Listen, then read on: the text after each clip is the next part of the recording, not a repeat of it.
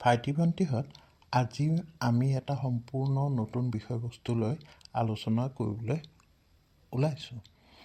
আজি আমি পৃথিৱীত বিলুপ্ত হৈ যোৱা বৃহৎ আকাৰৰ প্ৰাণী ডাইনছৰ সম্পৰ্কে আলোচনা কৰিম দেই। তোমালোকে মন দি শুনিবা। এইবাৰ ভিডিঅ'টো আৰম্ভ কৰিছোঁ। ডাইনছৰ হ'ল এবিধ লুপ্ত হোৱা বৃহৎ আকাৰৰ মেৰুদণ্ডী প্ৰাণী বিশেষ। এই ভয়ংকৰ প্ৰাণীবিধ বিভিন্ন প্ৰজাতিৰ আছিল। আজিৰ পৰা প্ৰায় ২০ কোটি বছৰৰ আগৰ কথা। এই ভয়ংকৰ অতি বিশাল আকৃতিৰ প্ৰাণীবিধে পৃথিৱীত বসবাস কৰিছিল। ইহঁত অতি হিংস্ৰ আৰু শক্তিশালী আছিল। সময়ৰ পৰিৱৰ্তনৰ লগে লগে ইহঁতৰ আকৃতিৰ পৰিৱৰ্তন ঘটে। ইহঁত অতি বিশাল আৰু ভয়ংকৰ আকৃতিৰ হৈ উঠে লাহে লাহে। এই সময়ছোৱাক জুৰাছিক যুগ বুলি কোৱা হয়। বৈজ্ঞানিকসকলে নামাকৰণ কৰিছে। এই জুৰাছিক যুগতেই ইহঁতৰ বিভিন্ন প্ৰজাতিৰ উদ্ভৱ হয়। উড়ন্ত ডাইনছৰবোৰ এই যুগতেই দেখা যায়। ডাইনছৰবোৰ বিভিন্ন ধৰণৰ আছিল। তৃণভোজী আছিল, মাংসাহাৰী, তীব্ৰবেগী আৰু উড়ন্ত ডাইনছৰ। এই ডাইনছৰবোৰ কিছুমান দেখিবলৈ আমাৰ সাপ আৰু জেঠীৰ দৰে লাগিছিল।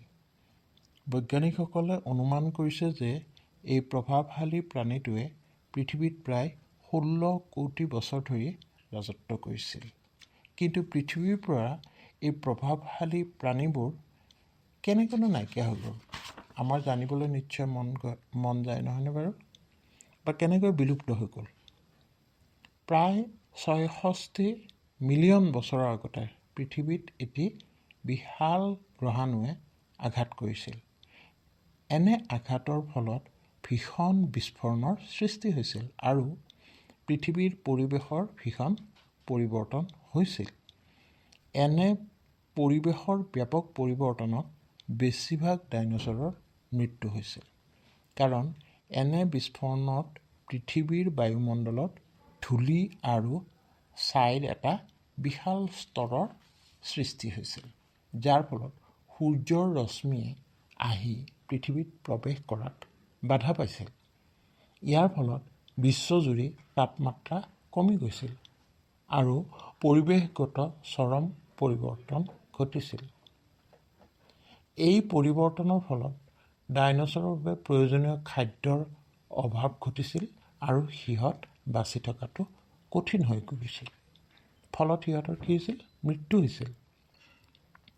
অৱশ্যে ডাইনছৰৰ বিলুপ্তি ঘটাৰ কাৰণবোৰক লৈ বিজ্ঞানীসকলৰ মাজত মতানৈক্য দেখা যায়। সম্প্ৰতি কিছুমান গৱেষকৰ মতে ধাৰাবাহিক আগ্নেয়গিৰি অগ্ন্যুৎপাতৰ ফলত পৃথিৱীত পৰিৱেশৰ পৰিৱৰ্তন ঘটিছিল। আগ্নেয়গিৰিবোৰে বায়ুমণ্ডল আৰু মহাসাগৰত প্ৰচুৰ পৰিমাণে কাৰ্বন ডাই অক্সাইড নিৰ্গত কৰিছিল, যাৰ ফলত বিশ্বব্যাপী শীতলতাৰ প্ৰভাৱ দেখা গৈছিল। পানীত অক্সিজেনৰ মাত্ৰা কমি গৈছিল ইত্যাদি বিভিন্ন কাৰণত ডাইনছৰবিলাকৰ বিলুপ্তি ঘটে। এনে আনুমানিক কাৰণৰ ধাৰণাবিলাক যে কৰিছে, কেনেকৈ কৰিছে? কাৰণ বিশ্বজুৰি অ'ত কিছুমান ডাইনছৰৰ জীৱাশ্মবোৰ পোৱা গৈছে। কিন্তু এটা কথা সত্য যে বিজ্ঞানীসকলে ডাইনছৰবোৰৰ আচল কাৰণ সম্পৰ্কে জানিবলৈ এতিয়াও সক্ষম হোৱা নাই দেই।